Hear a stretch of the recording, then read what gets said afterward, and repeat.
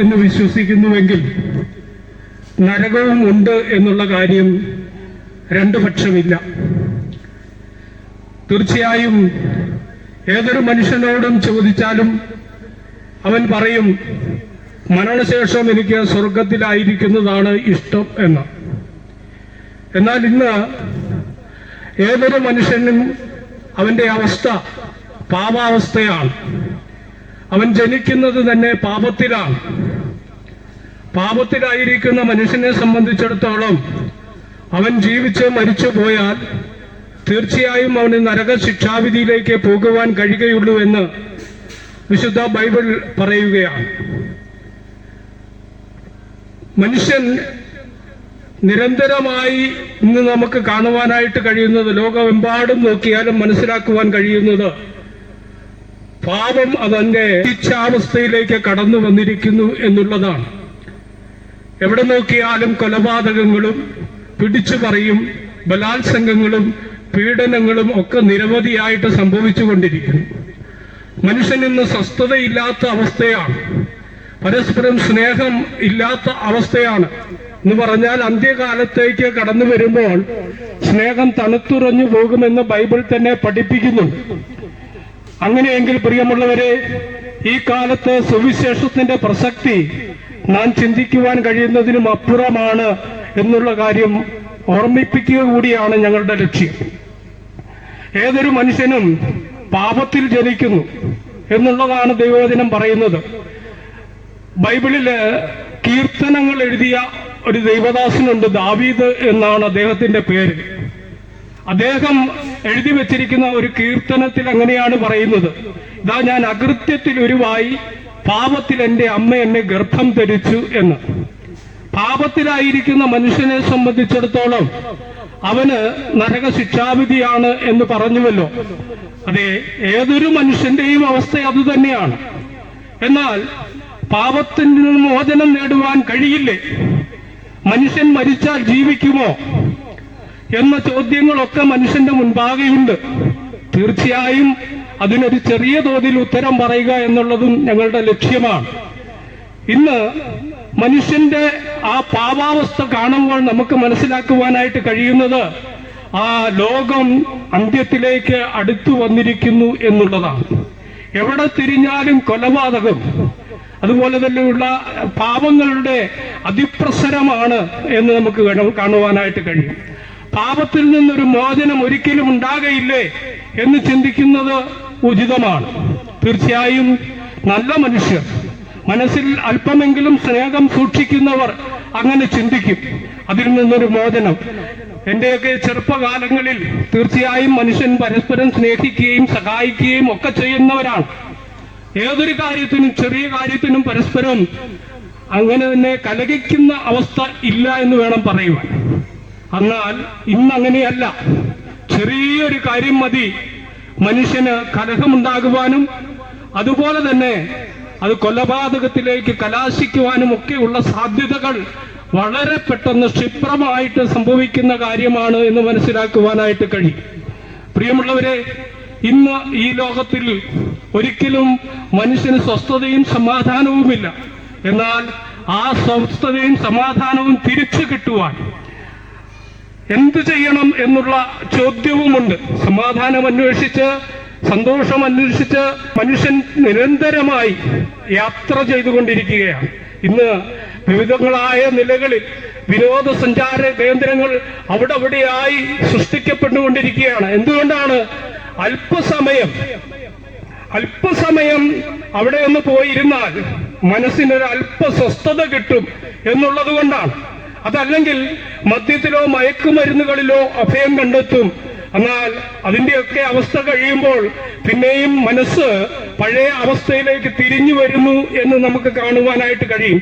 പിന്നെയും സ്വസ്ഥത നഷ്ടപ്പെട്ടതെന്നാണ് നമുക്ക് കാണുവാനായിട്ട് കഴിയുന്നത്. പ്രിയമുള്ളവരെ, അവിടെ നമുക്ക് മനസ്സിലാക്കുവാൻ കഴിയുന്നത് യേശുക്രിസ്തു എന്ന മനുഷ്യൻ, അവൻ ദൈവമായിരുന്നു, അപ്പോൾ തന്നെ പൂർണ്ണമായും മനുഷ്യനുമായിരുന്നു. പൂർണ്ണമായും ദൈവവുമായിരുന്നു, അവൻ മനുഷ്യനുമായിരുന്നു എന്ന് നമുക്ക് കാണുവാനായിട്ട് കഴിയും.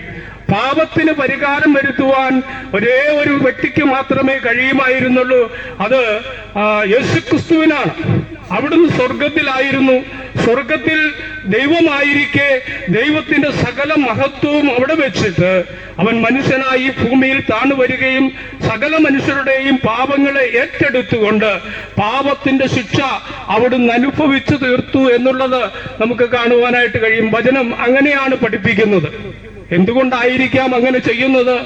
ഇന്ന് മനുഷ്യൻ പലപ്പോഴും തങ്ങളുടെ പാപമോചനത്തിന് വേണ്ടി ചെയ്യുന്ന പ്രവൃത്തികൾ നിരവധിയാണ്. നല്ല പ്രവൃത്തികൾ ചെയ്ത് ജീവിച്ചാൽ തീർച്ചയായും സ്വർഗത്തിൽ പോകാം എന്ന് ചിന്തിക്കുന്ന അനേകരുണ്ട്. അതുപോലെ തന്നെ യാഗങ്ങളും നേർച്ചകാഴ്ചകളും തീർത്ഥാടനങ്ങളും പ്രാർത്ഥനകളും ഒക്കെ നടത്തിയാൽ സ്വർഗത്തിൽ പോകാം എന്ന് ചിന്തിക്കുന്നവരുണ്ട്. നമുക്ക് സ്വതവേ നമ്മൾ ചിന്തിക്കുന്ന ഒരു കാര്യമാണ്, പാപി ചെല്ലുന്ന ഇടം പാതാളം എന്ന് സാധാരണ പറയാറുണ്ട്.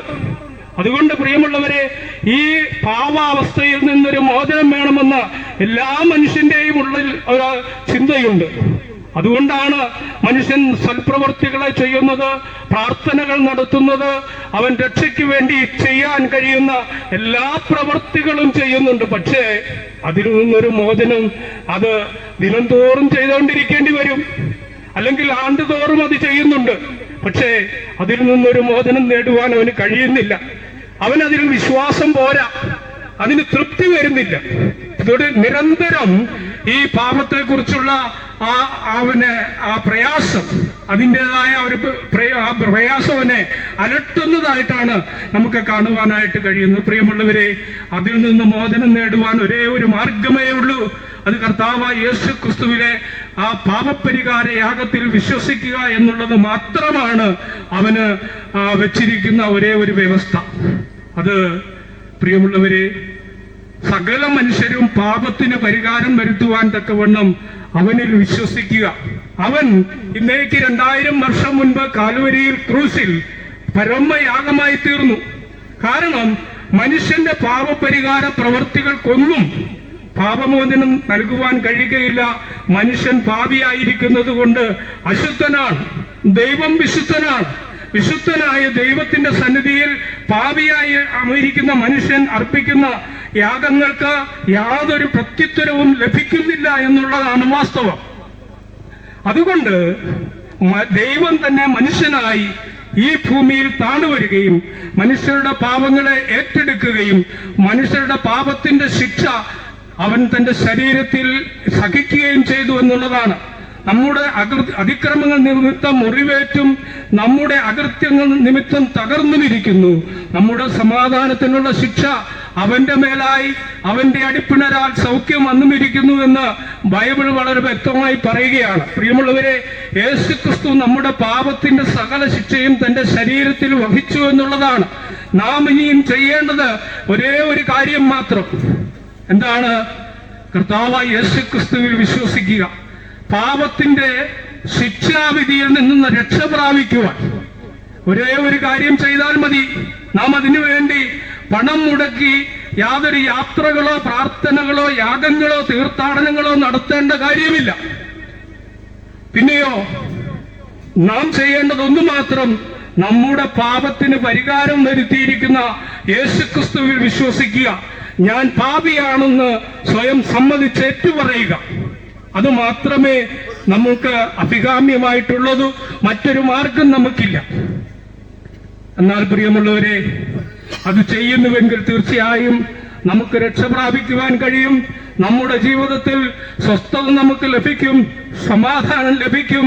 യേശുക്രിസ്തു പറഞ്ഞു, ഞാൻ എൻ്റെ സമാധാനം തന്നേച്ചു പോകുന്നു. ഈ ലോകം തരുന്നത് പോലെയല്ല, ഞാൻ എൻ്റെ സമാധാനം തന്നേച്ചു പോകുന്നു എന്ന് യേശുക്രിസ്തു പറയുകയുണ്ടായി. തീർച്ചയായും യേശുക്രിസ്തു നമ്മുടെ ശിക്ഷ അനുഭവിച്ചു തീർത്തു. നാം അനുഭവിക്കേണ്ടിയിരുന്ന സകല ശിക്ഷ, പാപത്തിന്റെ ശമ്പളം അഥവാ പാപത്തിന്റെ ശിക്ഷ നിത്യമരണമാണ്. ഒരിക്കൽ മരിക്കുകയും പിന്നെ ന്യായവിധിയും മനുഷ്യന് നിയമിച്ചിരിക്കുന്നു എന്ന് ദൈവത്തിന്റെ വചനം പറയുമ്പോൾ തീർച്ചയായും ഇവിടെ ജീവിച്ച് മരിച്ചു പോകുന്ന മനുഷ്യനെ സംബന്ധിച്ചിടത്തോളം അവന് പിന്നെ ന്യായവിധി മാത്രമേ ഉള്ളൂ. അവന്റെ മുന്നിൽ അവന് മരണശേഷം അതിൽ നിന്ന് മോചനം പ്രാപിക്കുവാൻ കഴിയുകയില്ല.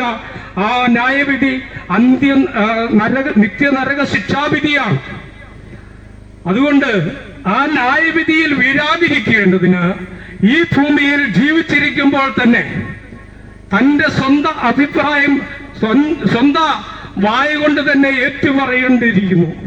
വ്യക്തിപരമായി ആ തീരുമാനം അവനവൻ തന്നെ എടുക്കണമെന്നുള്ളതാണ് ദൈവത്തിന്റെ വചനം നമ്മെ അനുശാസിക്കുന്നത്.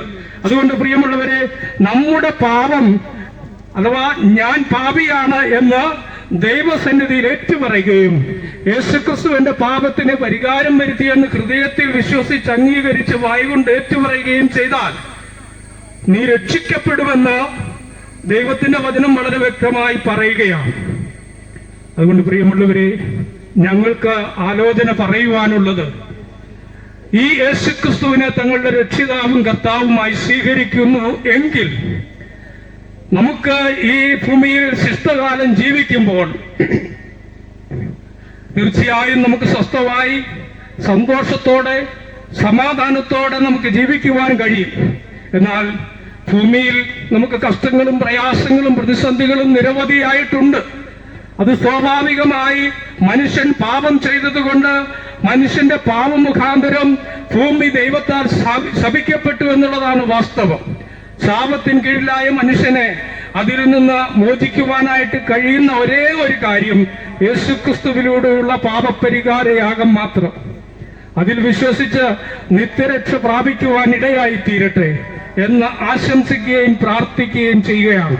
എന്നാൽ പ്രിയമുള്ളവരെ, ഈ കർത്താവിൽ വിശ്വസിക്കുന്നില്ല എങ്കിൽ, ഈ രക്ഷകനെ തങ്ങളുടെ രക്ഷിതാവും കർത്താവുമായി സ്വീകരിക്കുന്നില്ല എങ്കിൽ തീർച്ചയായും അവർക്ക് വച്ചിരിക്കുന്നത് നിത്യ ശിക്ഷാവിധിയാണ്. അവനിൽ വിശ്വസിക്കാതിരിക്കുന്നുവെങ്കിൽ കർത്താവിന്റെ സന്നിധാനവും വല്ലഭത്വത്തോടുകൂടിയ മഹത്വവും വിട്ടകന്ന് നിത്യനാശമെന്ന എന്ന ശിക്ഷാവിധി അവൻ അനുഭവിക്കേണ്ടി വരും എന്നാണ് ദൈവത്തിന്റെ വചനം പറയുന്നത്. അതുകൊണ്ട് തീർച്ചയായും ഈ രക്ഷ ഏറ്റുപറയുവാൻ നിങ്ങളോട് ആലോചന പറഞ്ഞുകൊണ്ട് എന്റെ വാക്കുകൾക്ക് വിരാമം കുറിക്കുന്നു. ഞങ്ങളെ കേട്ട എല്ലാ പ്രിയപ്പെട്ടവർക്കും നന്ദി അർപ്പിച്ചുകൊണ്ട് ഞാൻ നിർത്തുന്ന ഒരു